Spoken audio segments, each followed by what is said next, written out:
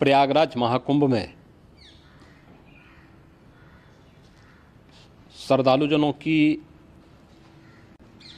भारी भीड़ है। लगभग 8 से 10 करोड़ श्रद्धालु इस समय प्रयागराज के अंदर मौजूद है। कल भी 5.5 करोड़ श्रद्धालुजनों ने महाकुंभ का स्नान किया था। ये जो भारी दबाव श्रद्धालुजनों के कारण और श्रद्धालुओं के संगम नोच पर जाने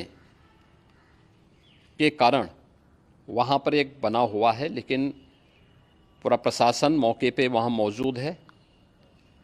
रात्रि को 1 से 2 बजे के बीच में अखाड़ा मार्ग पर, जहाँ पे अखाड़ों के अमृत स्नान के दृश्य से बैरिकेड्स भी किए गए थे, तो बैरिकेड्स को फांद करके आने में कुछ श्रद्धालु गंभीर रूप से घायल हुए हैं। उन्हें तत्काल हॉस्पिटल में पहुंचा करके उपचार आदि की व्यवस्था उनके लिए की गई है। उनमें से कुछ श्रद्धालु गंभीर रूप से घायल हैं।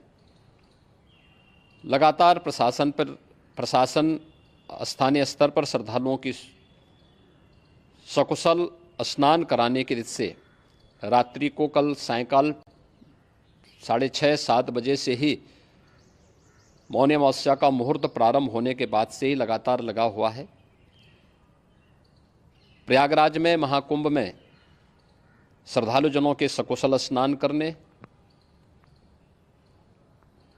अमृत स्नान के लिए देश भर से आए हुए श्रद्धालुजनों की व्यवस्था के लिए, उनके कुशल क्षेम के लिए आदरणीय प्रधानमंत्री जी का प्रातःकाल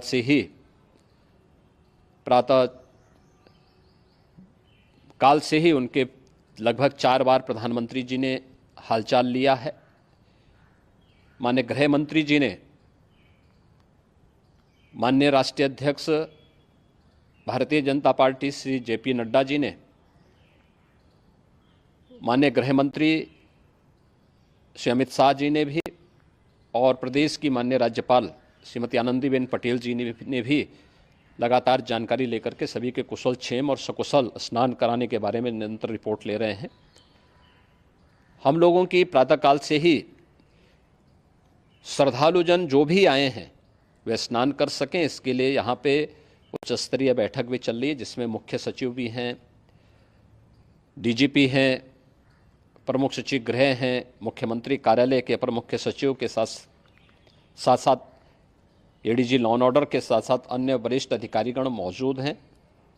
प्रयागराज में हालात वर्तमान में नियंत्रण में हैं, लेकिन भीड़ का दबाव बहुत बना हुआ है। अखाड़ा परिषद से जुड़े हुए पदाधिकारियों के साथ मैंने स्वयं भी बातचीत की है।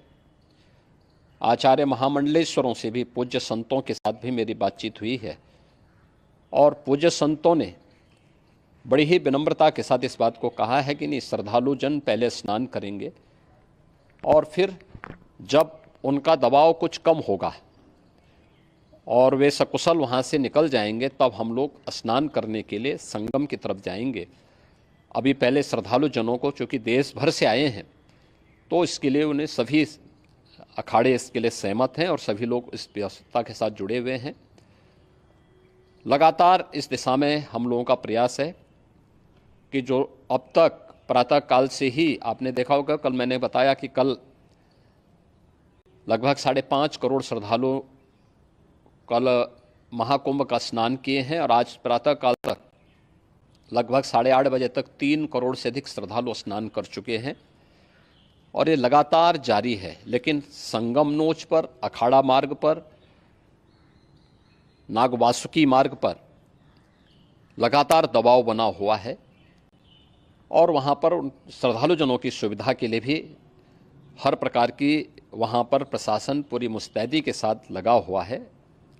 और इसीलिए मेरी अपील है पूरे प्रदेशवासियों से, पूरे देशवासियों से और सभी श्रद्धालुओं से भी, सभी पूज्य संतों से भी कि अफवाह पर कोई ध्यान न दें, संयम से काम लें। ये सब आयोजन सभी लोगों का है। प्रशासन उनकी सेवा के लिए पूरी तत्परता के साथ लगा हुआ है। केंद्र और राज्य सरकार पूरी मजबूती के साथ वहाँ पर हर प्रकार का सहयोग करने के लिए तत्पर है। लेकिन कोई किसी अफवाह पे ध्यान न दे। कोई भी व्यक्ति नकारात्मक अफवाह फैलाने का प्रयास करेगा, उस प्रकार से नुकसान हो सकता है। और जहाँ पर हैं आप, लगभग 15 से 20 किलोमीटर के दायरे में अस्थायी घाट बनाए गए हैं। उसमें कहीं भी वे स्नान कर सकते हैं।